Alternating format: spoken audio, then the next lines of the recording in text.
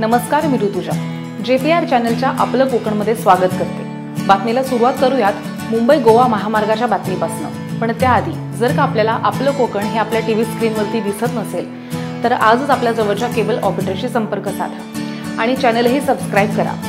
कोकण म्हणजे पृथ्वीवरचा जणू काही स्वर्गच।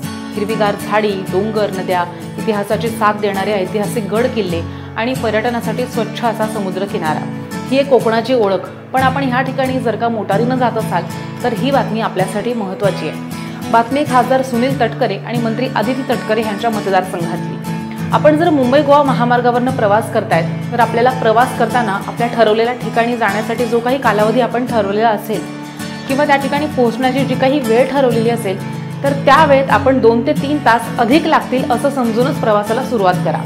त्याचं कारण आहे ते इंदापूर आणि माणगाव मधल्या रखडलेला बायपास। ह्या रखडलेल्या बायपासमुळे कित्येक तरी प्रवासी तासनतास खोळंबून राहतात। त्यात ॲम्ब्युलन्स किंवा स्कूल बस यासारख्या वाहनांचा सुद्धा समावेश आहे। कित्येकांचे प्राण सुद्धा या वाहतुकीच्या खोळंब्यामुळे गेलेत। तर कित्येक जण अति महत्त्वाच्या ठिकाणी किंवा कामासाठी ठरलेल्या ठिकाणी वेळेत पोहोचू शकलेले नाहीयेत।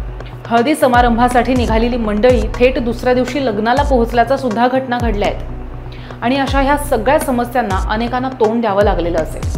ह्याच महामार्गावरनं कित्येक बडे नेते मंत्री दौऱ्यादरम्यान प्रवास करतात, पण त्यांच्या मागे पुढे पोलिसांचा ताफा असतो आणि जागोजागी पोलिसांचे ताफे उभे असतात। त्यामुळे नेत्यांना वाहतूक कोंडीचा त्रास हा भासतच नाही। या सगळ्या नेते मंडळींनी, संबंधित अधिकाऱ्यांनी सामान्य जनतेचा विचार करून श्रीवर्धन मतदारसंघात असलेल्या इंदापूर आणि माणगाव मधल्या बायपास रस्त्याबद्दल काहीतरी ठोस असा मार्ग काढावा अशी मागणी केली जाते।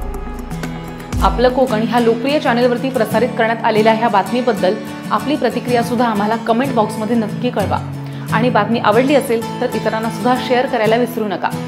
शेअरही करा, लाईक करा आणि सबस्क्राइब करा, कारण की आपल्या एका शेअरनं नक्कीच बदल घडू शकतो।